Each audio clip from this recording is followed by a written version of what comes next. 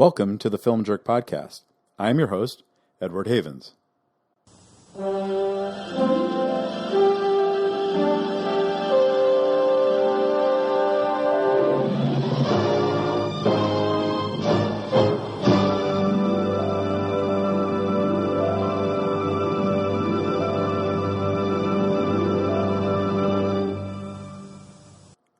For this episode, we're going to talk about the short life of Jensen Farley Pictures. That was their opening fanfare just now. You probably don't remember them by name, but if you grew up in the early 1980s, you probably have seen at least one of their films, and would remember several more of them on the shelves of your local video store.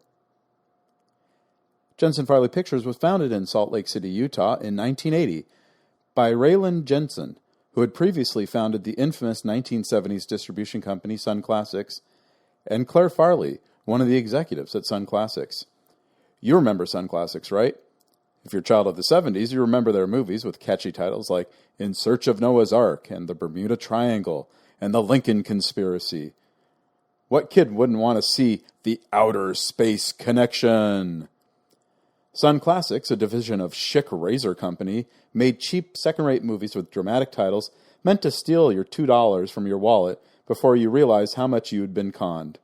After a while, you started to recognize the Sunn Classics name, and you went anyway because Sunn Classics meant some real gonzo bullshit was going to happen on screen.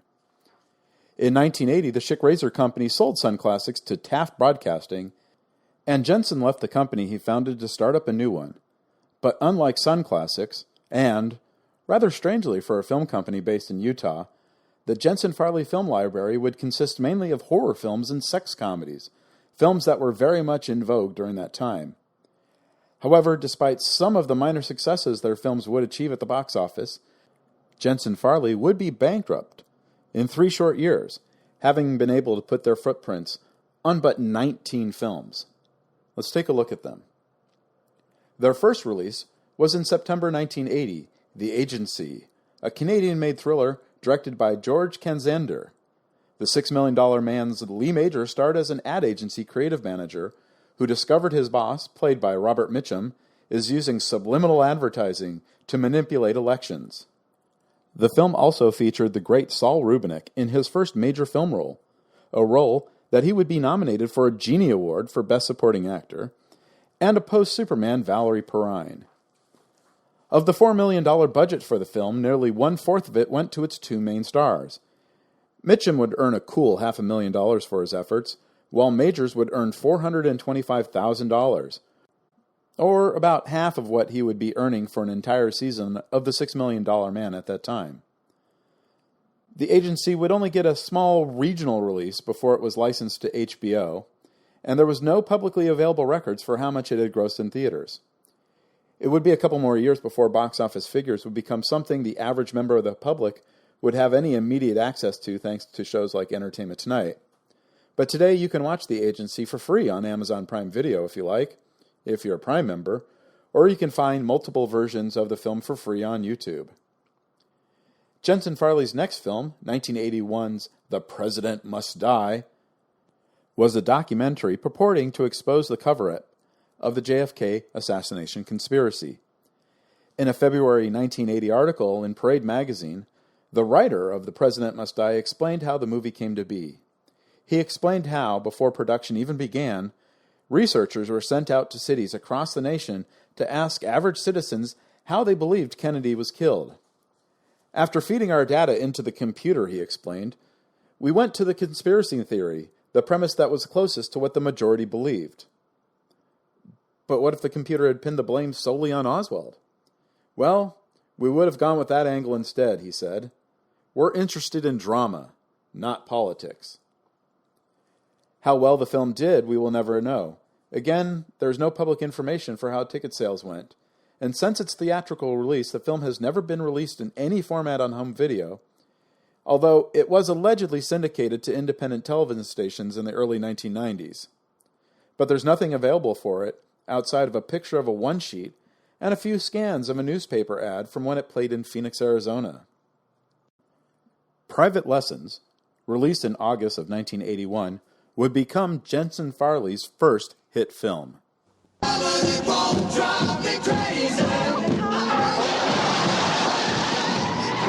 Private Lessons is not about learning how to chase cars or chase balls. Police.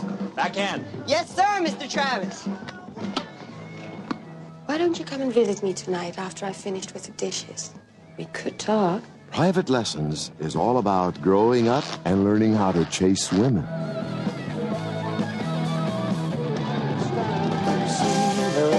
Tell her that I love her next time. Go and close the door. What? I said close the door. She takes off all her clothes. Everything. And I mean everything. So then what? What do you mean, so then what? So then I came here to tell you. Are you kidding me? Would you like to join me? Would I like to what? Take a bath with me. You mean in there with you right now? Mm-hmm.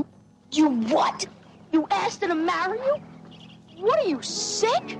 Don't say a word, my virgin child. Just let your inhibitions run wild.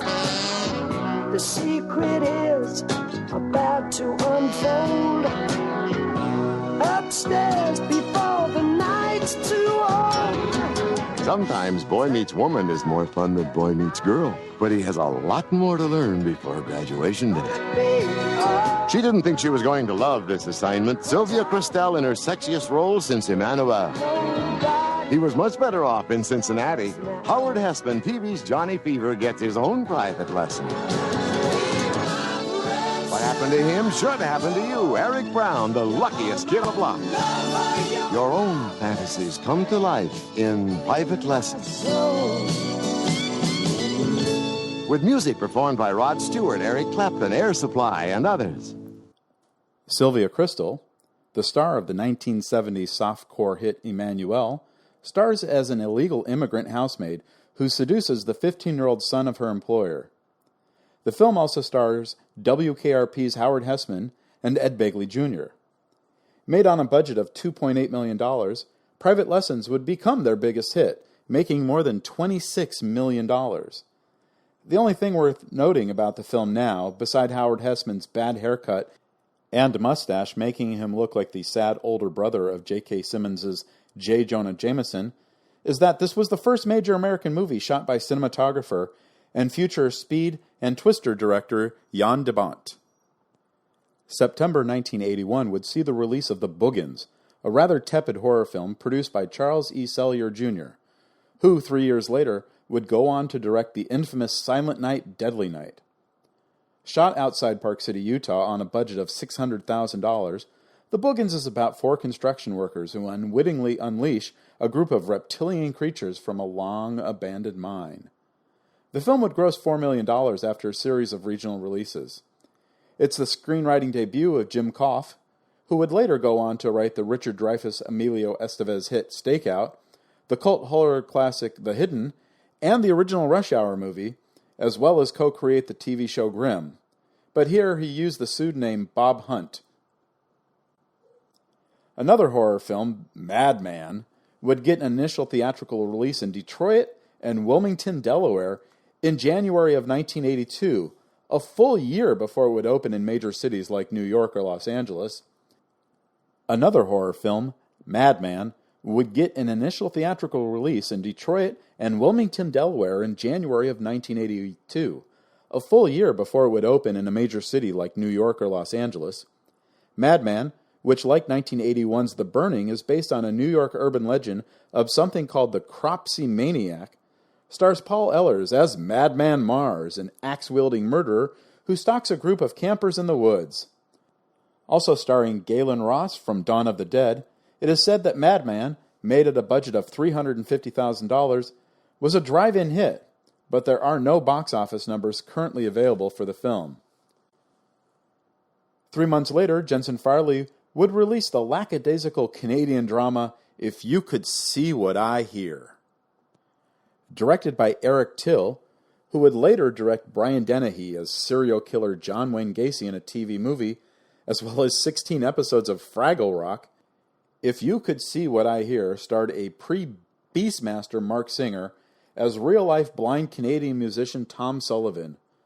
Produced at a cost of $5.6 million Canadian dollars, If You Could See What I Hear would play in more than 550 theaters in the United States and gross more than $8.5 million. But it's not a very good film. Siskel and Ebert named this one as one of the worst movies of the year in a 1982 wrap-up episode of Sneak Previews. It was all-out war. Innocent students against this self-appointed lawman who wants them all trapped.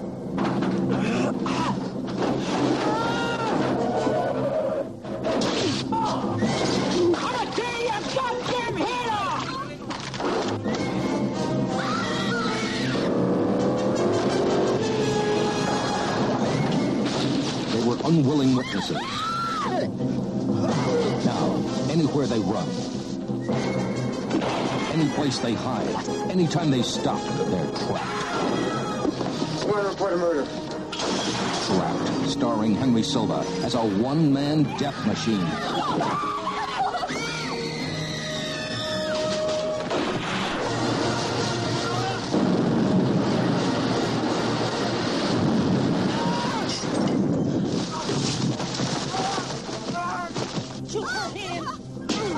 You're not gonna get away with this!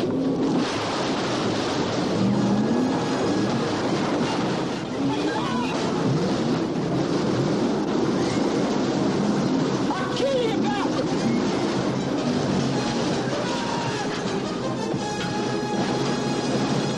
Trapped. Death may be the only escape. Trapped. Starring Henry Silva, Nicholas Campbell, and Barbara Gordon.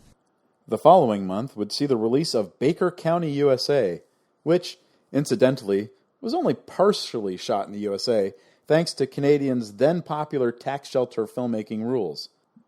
Also known as Trapped, or The Killer Instinct, Baker County, USA stars the great Henry Silva as a redneck who goes after a group of college students hiking in the woods when they witness him kill his wife's lover.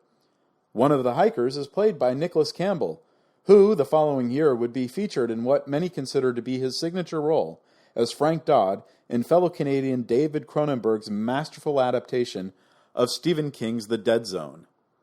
Later that summer, in August, Homework would get a small national release through Jensen Farley. The less said about Homework, the better. It's truly a horrible movie.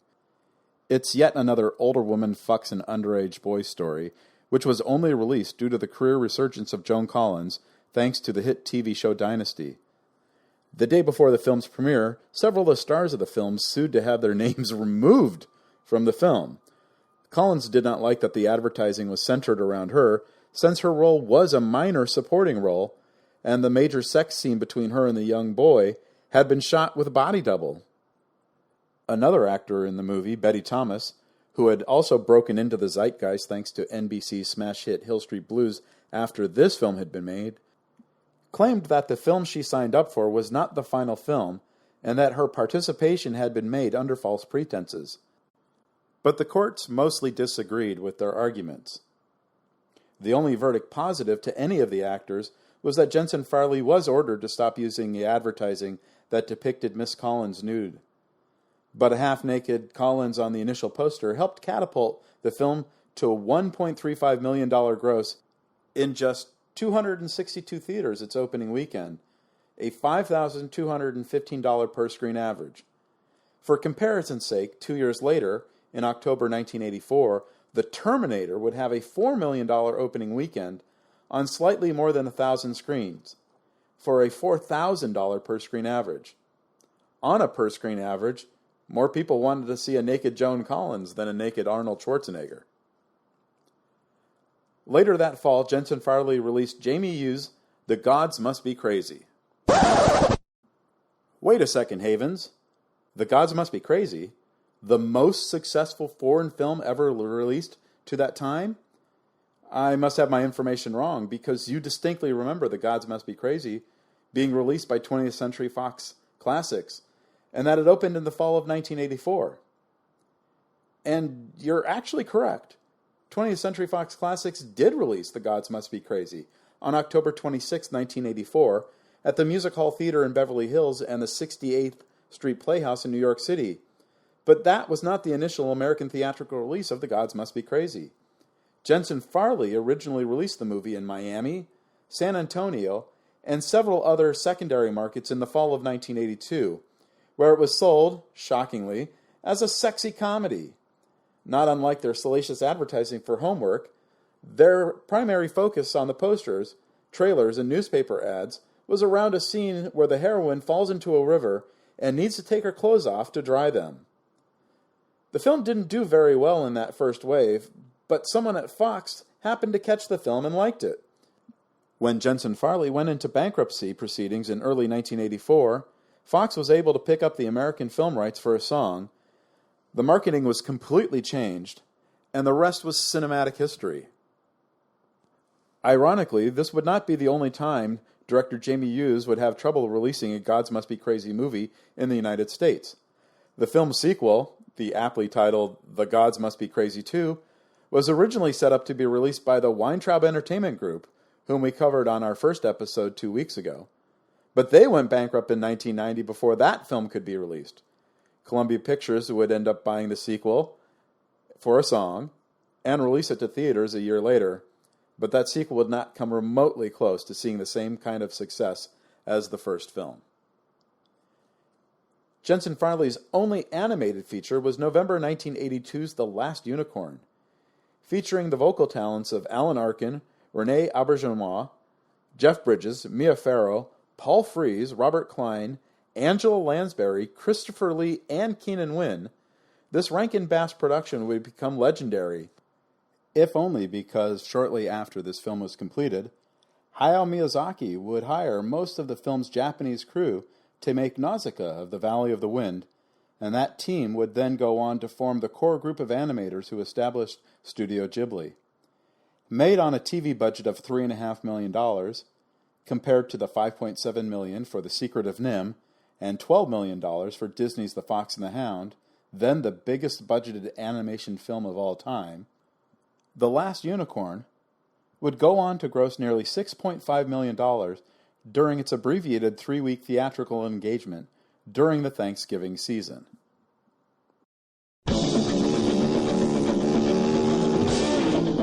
His name is Lyle Swan. He's racing against the clock. Stand by for automatic. In more ways than one. Perimeter violation. Sector 4. Terry, is that for real? Because this ride, instead of taking him 1,000 miles forward, will take him 105 years backward.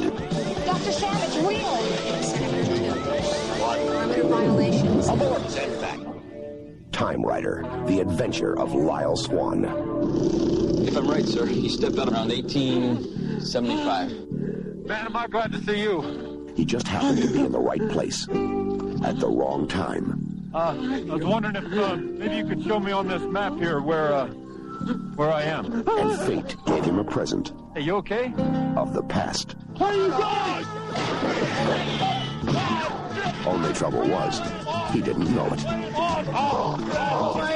Where was that? Where'd it go? I don't know. Hey, what the hell's happening here, huh? He didn't understand the people. Hey, why are those guys shooting at me like that? And they didn't understand him. Where'd these come from? Tinker toys, mostly. See, I hang with technoid types. We party and they come up with all this Bonnaroo boogie. In short, everything was different. Take off your clothes. Well, what? Almost everything. You heard me, Mr. Swan. Time Rider, the adventure of Lyle Swan. General Lee had that machine. We won the war. The past-present fantasy of a desert racer, a beautiful gunslinger. Where are you from, my friend? Canoga Park, L.A. A renegade priest. Beautiful, senor. Where did you get this, man? Got it at an Exxon station. And assorted bad guys. Jumped up and down on it. Up and down. Kicked it. Time Rider, the adventure of Lyle Swan, an off-road racer who's way, way off the road.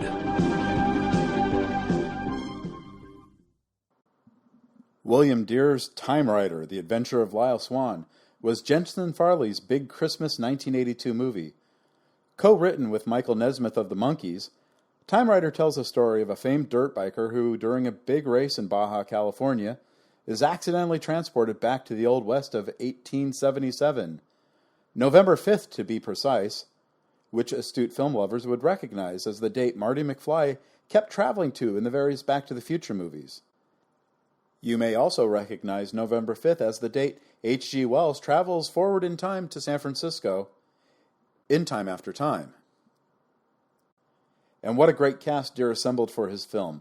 Fred Ward, Peter Coyote, Richard Masur, Tracy Walter, Ed Lauter, L.Q. Jones, and a young Chris Mulkey. Director Deere, who had previously worked with Nesmith on Elephant Parts, would later go on to make Harry and the Hendersons and Angels in the Outfield. Critics like Vincent Canby of the New York Times may have walked out of the film bemoaning the clunky execution of the film's many paradoxes, but the film was able to earn back a respectable $6 million theatrical gross from a $1 million budget. Wacko would be the first Jensen Farley release of what would end up being their final year of operation. And if there was a movie in their library that should have connected with audiences, Wacko was that movie. A Canadian comedy horror film directed by Graydon Clark and featuring recognizable names like Joe Don Baker, Stella Stevens, Jeff Altman, and Academy Award winner George Kennedy. But Wacko wasn't all that wacko, and it was some of its supporting cast, who could have helped sell the film to a younger audience, wouldn't become better known for a short while. And I do mean a short while. Julia Duffy would make her first appearance on the hit CBS show Newhart not 3 weeks after Wacko opened in theaters. Elizabeth Daly would become better known from her appearance in Valley Girl 3 months after that. And Andrew Clay would still be a couple years away from perfecting that Dice Man character he would become so famous for. March 1983's Joystick would be the second Jensen Farley film by director Graydon Clark released into theaters in an 8-week period.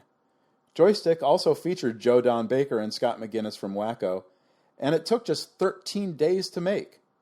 A local businessman tries to get a popular local video arcade shut down with the help of his 2 idiot nephews.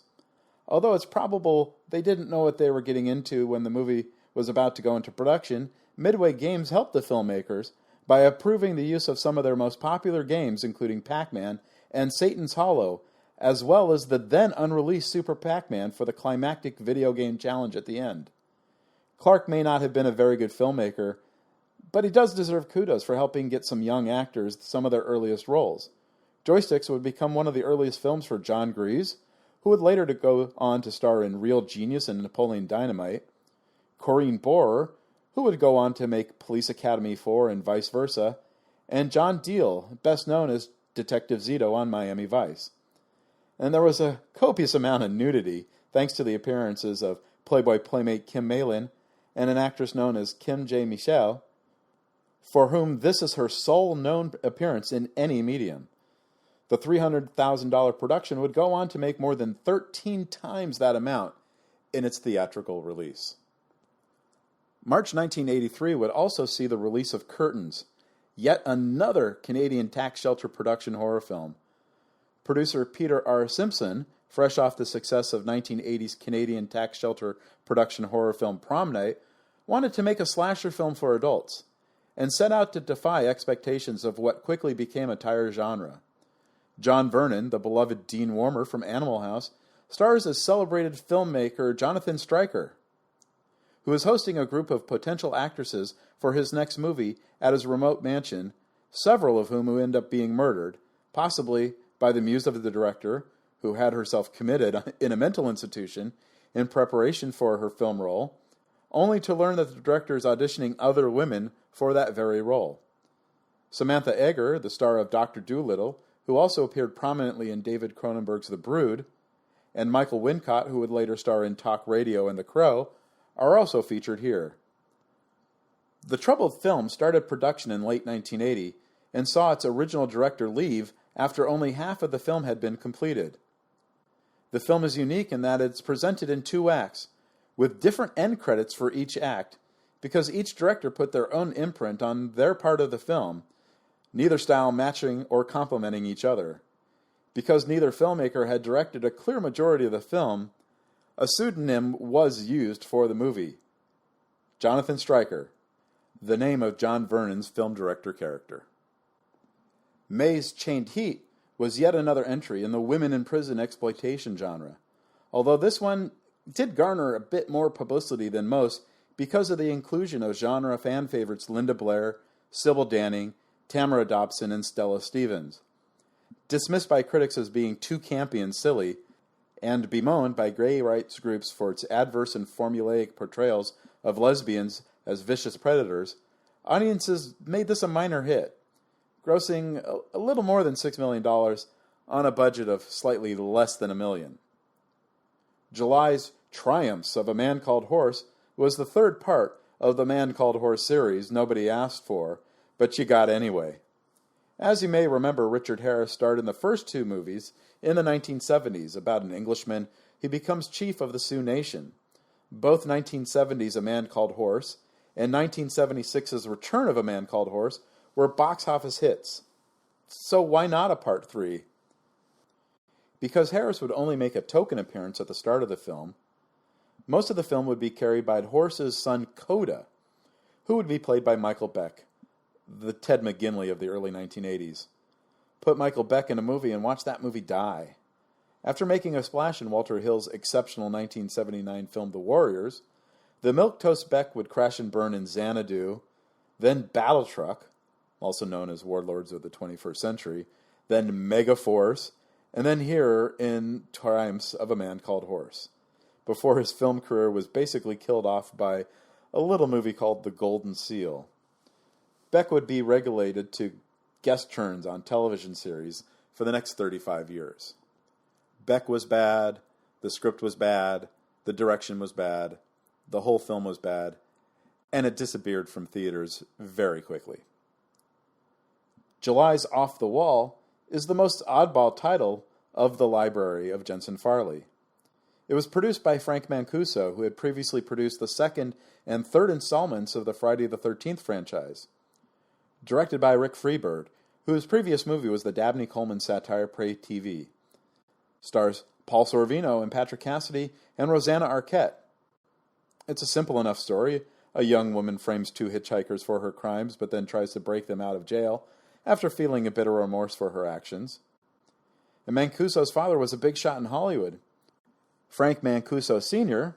would just the very next year end up becoming the chairman of Paramount Pictures.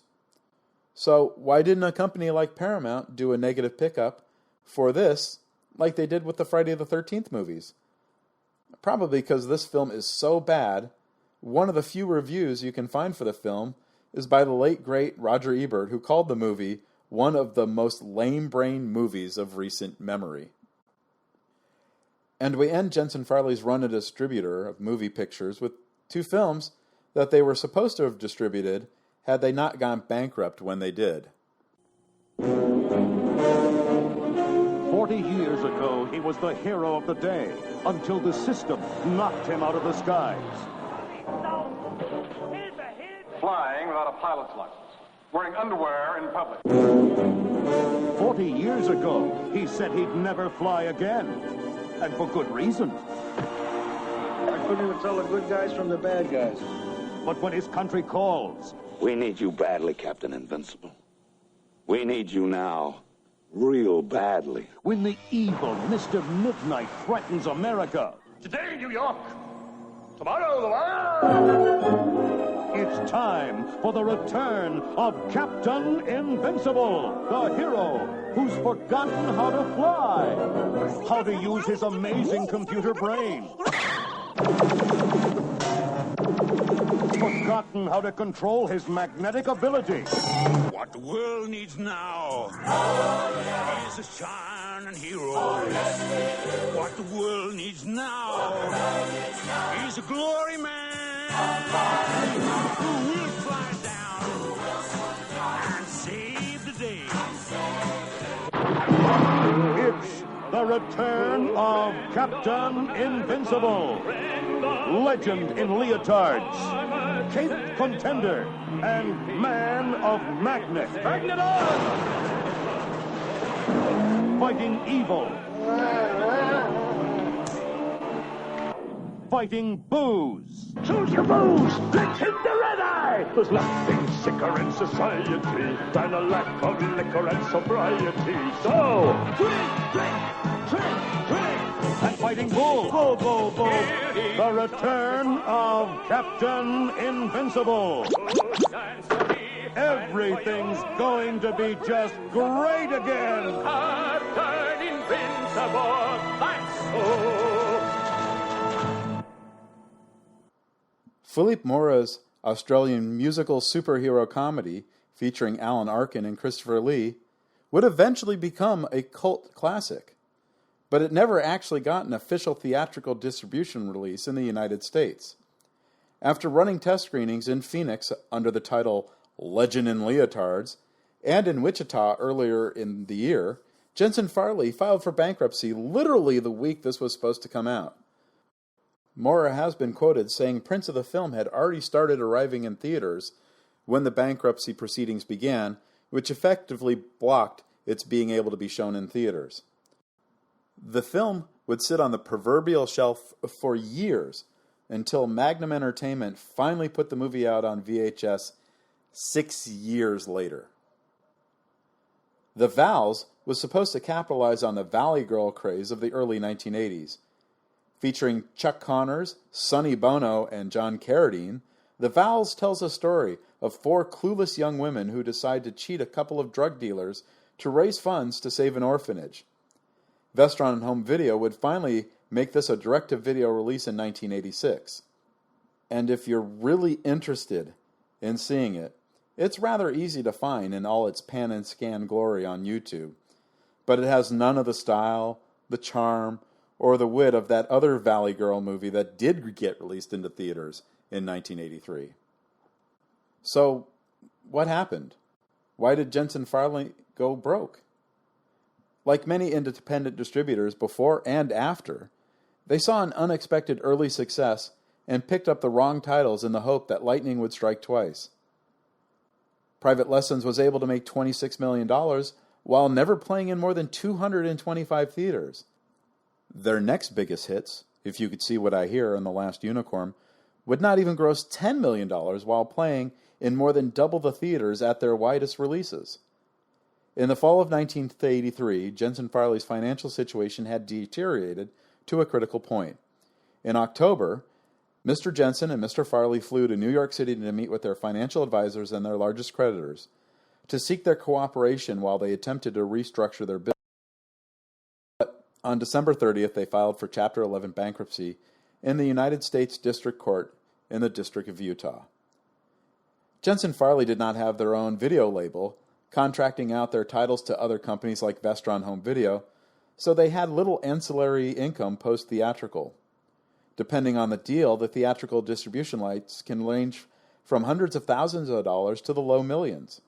The cost of a single 35mm print at the time would have been about $1,500 to print and to ship. So you're looking at another $1 million in distribution costs to get that film into 650 or so theaters. And then you got to add in several $100,000 more for advertising in television, in radio, and in newspapers. A small company like Jensen Farley, which didn't have the strongest of track records to begin with, and didn't have a steady supply of content waiting in the wings, wasn't going to get as favorable a percentage of the ticket sales back in rentals as a Disney or a Paramount, and those payments back from exhibitors didn't always come in the timeliest of fashions. It's entirely likely that they spent close to $2 million getting a movie like Joysticks into theaters in March of 1983, but not have started collecting the rentals from those theaters until June or July at the earliest, depending on the terms of their agreements with the exhibitors. And then they would have only collected about half that $4 million gross in rentals. And then, while they're waiting for those revenues to come in from Joysticks, they would have spent millions more up front getting Curtains and Chained Heat and Triumph of a Man Called Horse and Off the Wall released as well. It's possible they thought they would have enough coming in to cover those costs to continue into 1984 and beyond, but if enough exhibitors take their sweet time paying what they owe, you either need to find more sources to stay afloat, or you're going to be forced to close shop. Rayland Jensen would eventually return to Sunn Classics, the company he founded, and he remained active in motion pictures until his passing at the age of 71 in 2011. Clair Farley would also continue to work in the motion picture industry until his passing at the age of 64 in 2006. I've often thought about starting my own distribution company, especially when I've seen a really good movie at a film festival that never ends up getting picked up by any distributor because, hell, I don't know. They don't know how to sell it. They don't know how to cut it up into a 2-minute trailer that instills what the movie's about without giving too much away. It really doesn't have any, quote, stars, unquote. Fuck if I know. Rayland Jensen and Clair Farley did it, and they did it twice. And they did it at a time when it was far more expensive a proposal to distribute movies. Today, you can make one master file and then beam it to 4,000 theaters at the same time. And if your film was a big success and played for 3 months, that 400th show would look and sound just as good as that very first show. And the cost of creating that one file is minuscule in comparison to the millions of dollars it would cost to get The Last Unicorn into theaters. Thank you for listening to the Film Jerk Podcast. As always, I want to hear what you think, both positive and negative. You can leave me a note on this podcast's page at filmjerk.com, or you can leave me a message on my Twitter feeds at Edward A. Havens or at FilmJerk. And if you do like this podcast, please make sure you subscribe and leave a rating and a review in the iTunes podcast store. The Film Jerk Podcast has been a production of Idiosyncratic Entertainment. Thank you again. Good night. Talk, it's only talk. Arguments, agreements, advice, answers, articulate announcements.